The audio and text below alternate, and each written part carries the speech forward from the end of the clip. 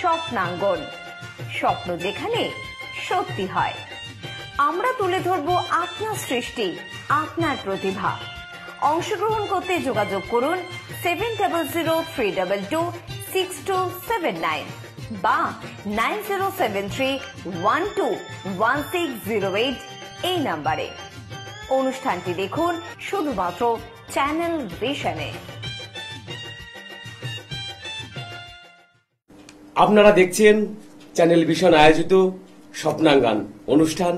পরিচালনায় কৌবনী, সঙ্গীত ও সাংস্কৃতিক মঞ্চের কর্ণধার শ্রাবণী চক্রবর্তী, আমি সঞ্চালনায় সত্যজিৎ রায়। আজ আমরা এক মনোজ্ঞ কবিতা পাঠের অনুষ্ঠানে হাজির হয়েছি। আমার সাথে আমার বন্ধুরা রয়েছেন, এনারা কবিতা পাঠ করে শোনাবেন। আমি প্রথমে চলে যাচ্ছি আমার প্রথম বন্ধু। আপনার নাম? নমস্কার, আমি শেফালি দেবনাথ। তাহলে আপনি শুরু করুন আপনার কবিতা পাঠ। আপনারা শুনুন কবিতা পাঠ।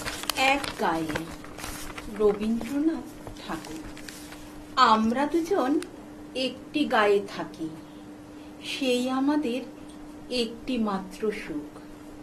তাদের কাছে গায়ে যে দোয়েল পাখি, তাহার গানে আমার নাচে বুক। তাহার দুটি পালন করা ভেড়া চড়ে বেড়ায় মোদের বটমূলে। যদি ভাঙে আমার ক্ষেতের বেড়া, কোলের পরে নি তাহারে তুলে। আমাদের এই গ্রামের নামটি খঞ্জনা, আমাদের এই নদীর নামটি অঞ্জনা। আমার নাম তো জানে গায়ের পাঁচজনে, আমাদের সেই তাহার নামটি রঞ্জনা। দুইটি পাড়ায় বড়ই কাছাকাছি, মাঝে শুধু একটি মাঠের ফাঁক। তাদের বনে অনেক মধুমাছি, মোদের বনে বাঁধে মধুর জাক। তাদের ঘাটে পূজার জবা মালা ভেসে আসে মোদের বাঁধা ঘাটে। তাদের পাড়ার কুসুম ফুলের ডালা বেচতে আসে মোদের পাড়ার হাটে। আমাদের এই গ্রামের নামটি খঞ্জনা, আমাদের এই নদীর নামটি অঞ্জনা। আমার নাম তো জানে গায়ের পাঁচজনে, আমাদের সেই তাহার নামটি রঞ্জনা। আমাদের এই গ্রামের গলি পড়ে, আমের বলে ভরে আমের বন। তাদের খেতে যখন তিসি ধরে, মোদের খেতে তখন ফোটে শন। তাদের ছাদে যখন ওঠে তারা, আমার ছাদে দক্ষিণ হাওয়া ছোটে।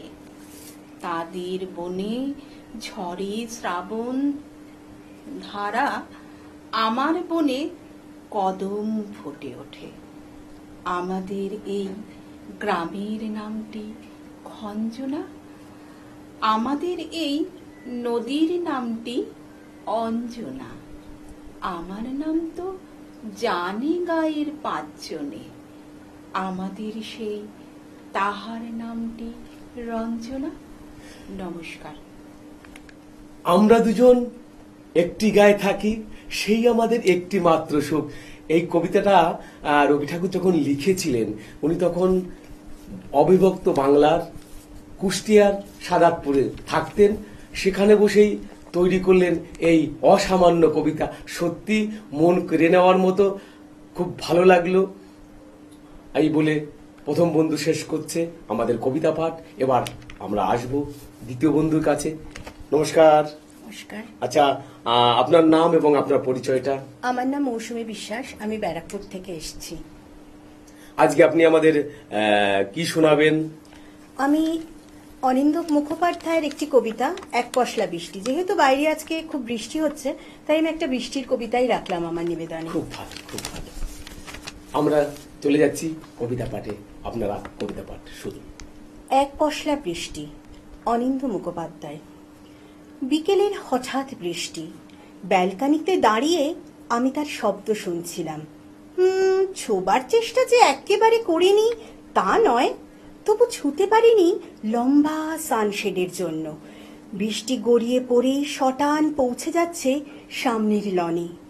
লন, হ্যাঁ, লোনলি ফিল করলে আমি এখানেই আসি।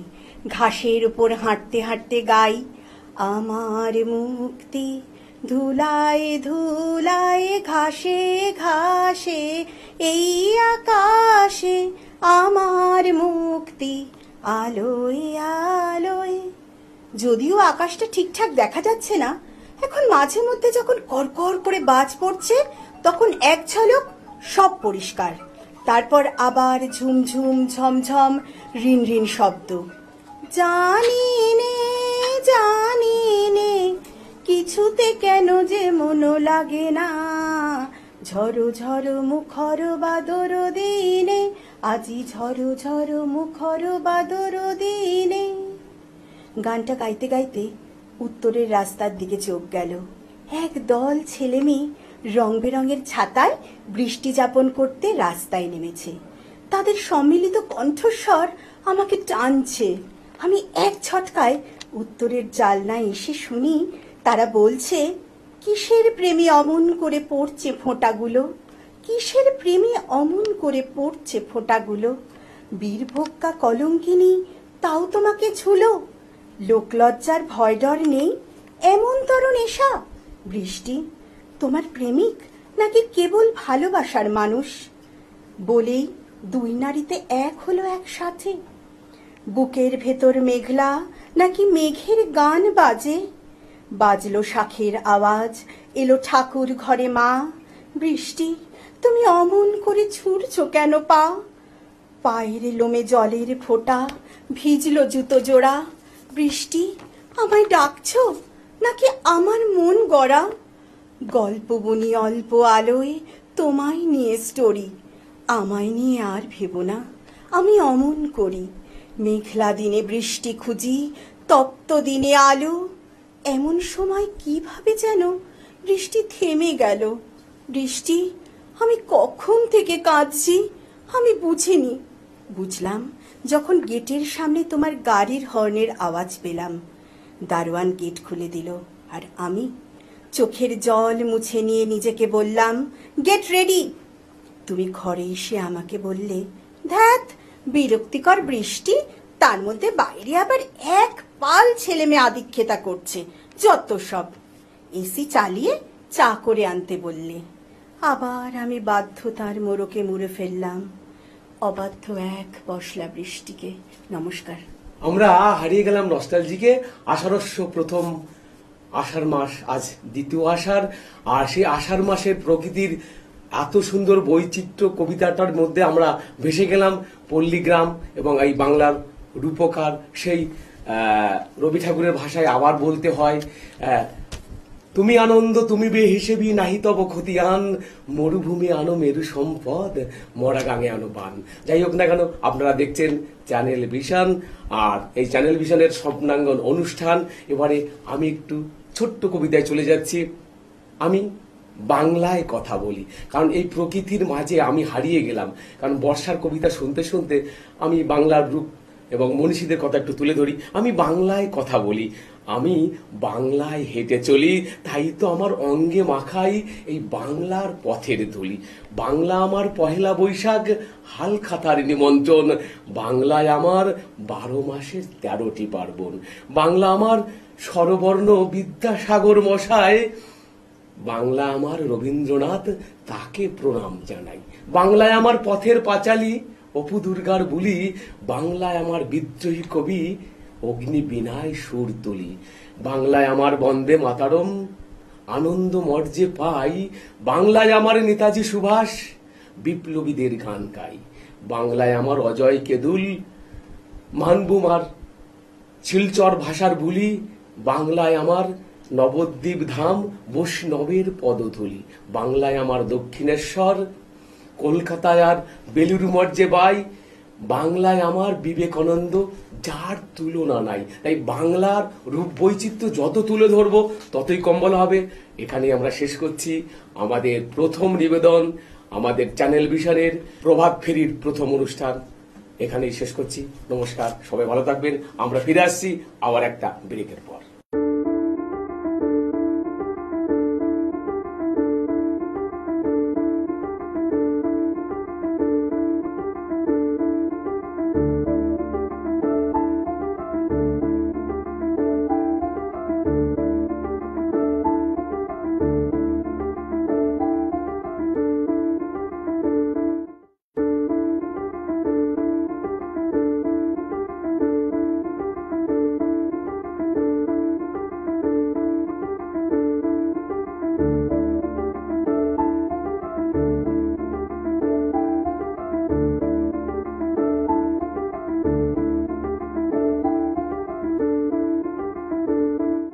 কৌবনী সঙ্গীত ও সাংস্কৃতিক মঞ্চ পরিচালিত এক নতুন মনোগ্রাহী অনুষ্ঠান স্বপ্নাঙ্গন।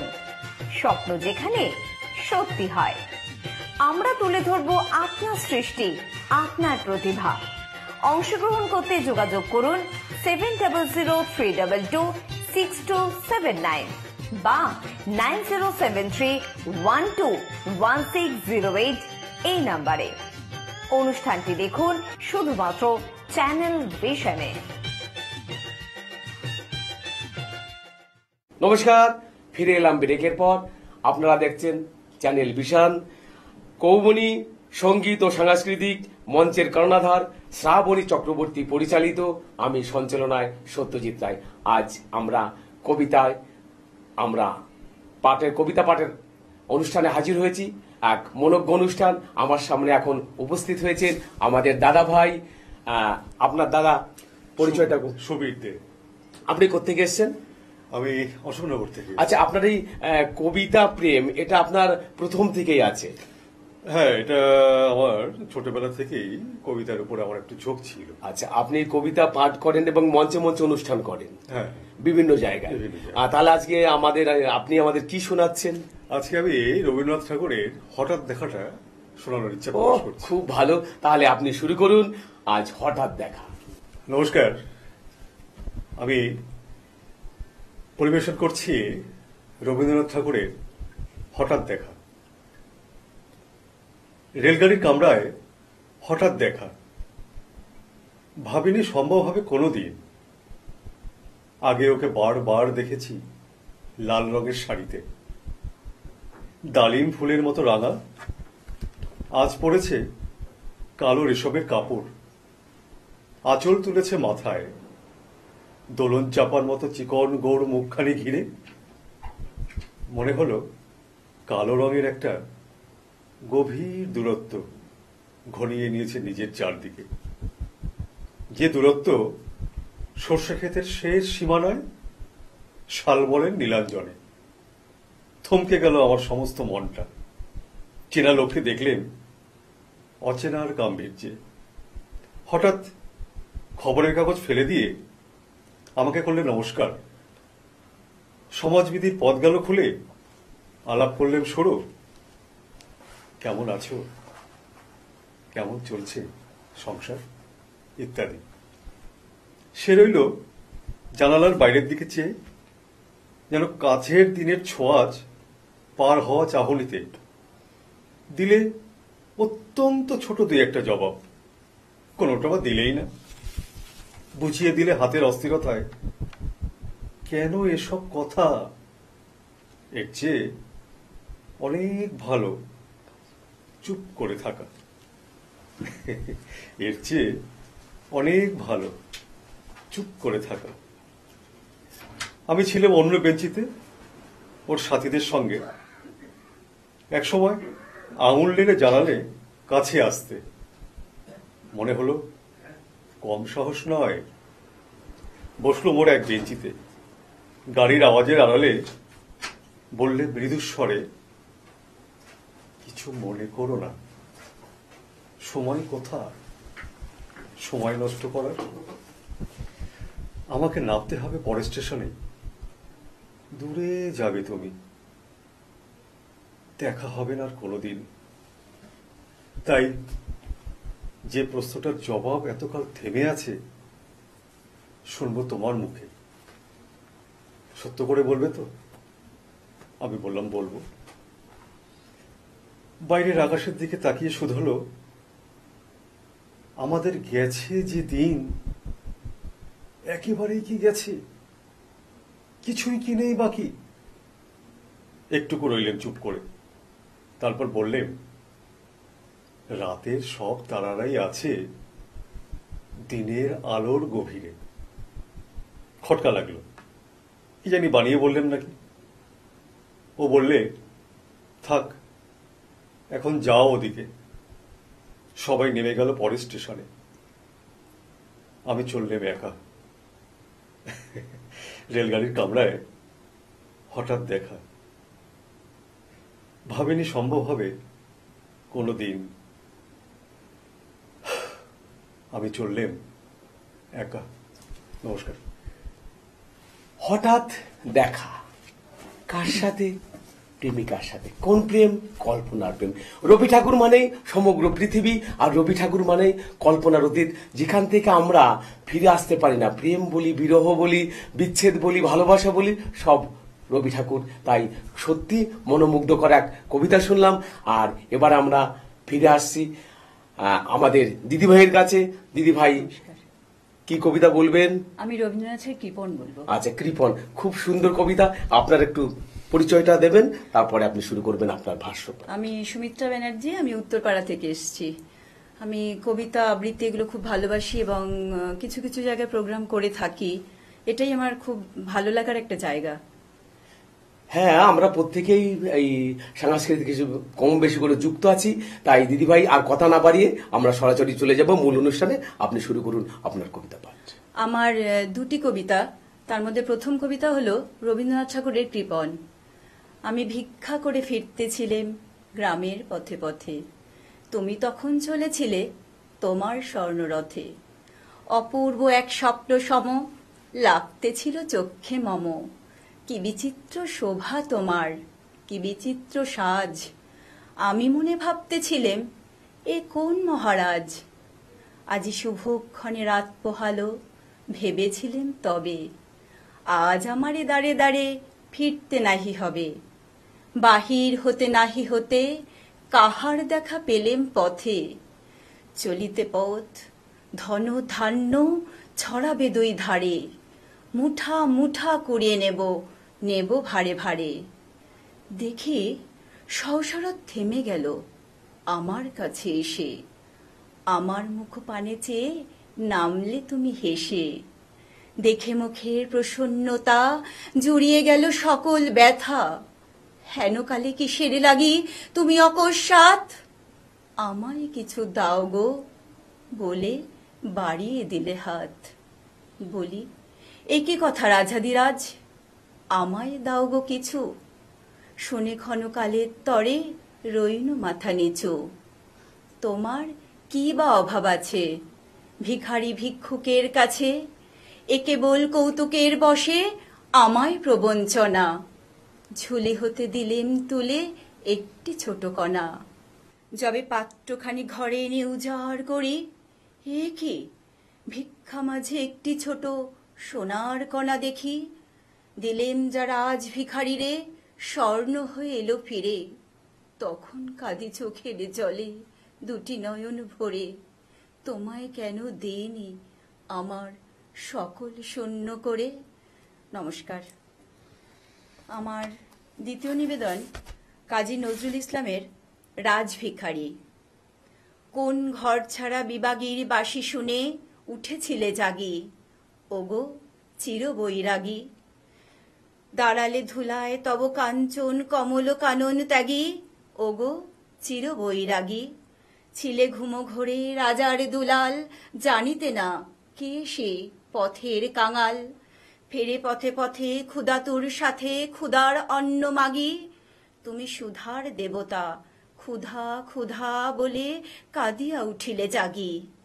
ওগো চির বৈরাগী, আঙিয়া তোমার নীলে বেদনার গৈরিক রঙে রেঙে, মোহ ঘুম পড়ি উঠিল শিহরি চমকিয়া ঘুম ভেঙে। জাগিয়া প্রভাতে হ্যারে পুরবাসী, রাজা দাঁড়ে দাঁড়ে ফেরে উপবাসী। সোনার অঙ্গ পথের ধুলায় বেদনার দাগে দাগি, কে গো নারায়ণ নবরূপে এলে নিখিল বেদনা ভাগী। ওগো চির বৈরাগী, দেহি ভবতি ভিক্ষাম বলি দাঁড়ালে রাজ ভিখারি। খুলিল না দ্বার পেলে না ভিক্ষা, দাঁড়ে দাঁড়ে ভয় দাঁড়ি। বলিলে দেবে না লহ তবে দান, ভিক্ষা পূর্ণ আমার এ প্রাণ। দিল না ভিক্ষা নিল না কোদান, ফিরিয়া চলিল যোগী। যে জীবন কেহ লইল না, তাহা মৃত্যু লইল মাগি। নমস্কার। শেষ হলো আমাদের কবিতা পাঠের আসর। ধন্যবাদ জানাবো আমাদের কৌবনী সঙ্গীত সাংস্কৃতিক মঞ্চের কর্ণধারকে, শ্রাবণী চক্রবর্তীকে। আপনারা দেখছেন চ্যানেল ভিশন আয়োজিত স্বপ্নাগান অনুষ্ঠান। এবারে আমরা একটু আড্ডা এবং গল্প করি।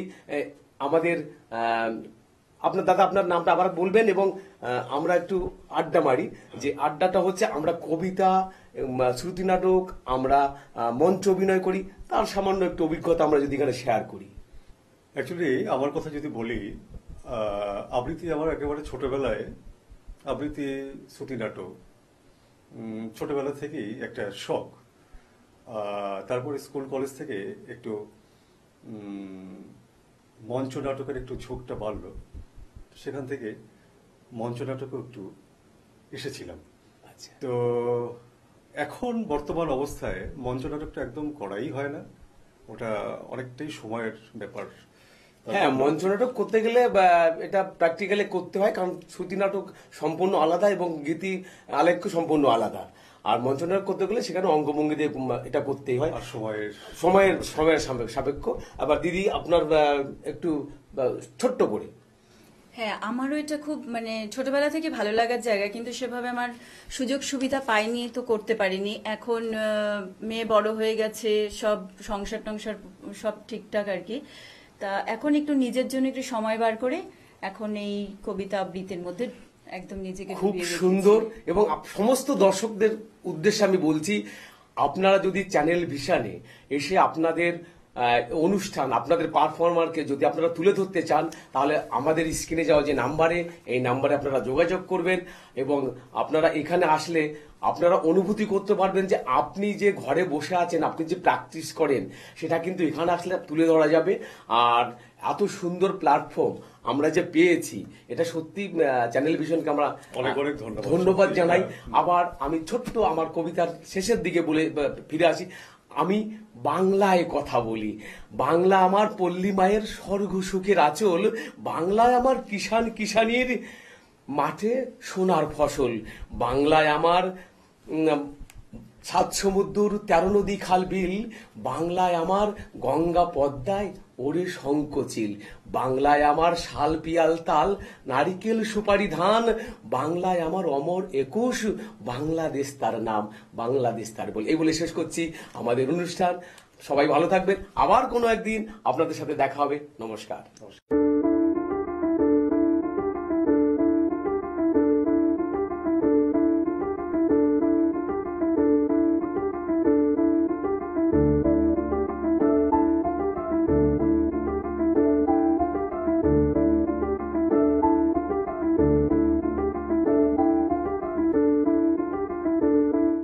কৌবনী সঙ্গীত ও সাংস্কৃতিক মঞ্চ পরিচালিত এক নতুন মনোগ্রাহী অনুষ্ঠান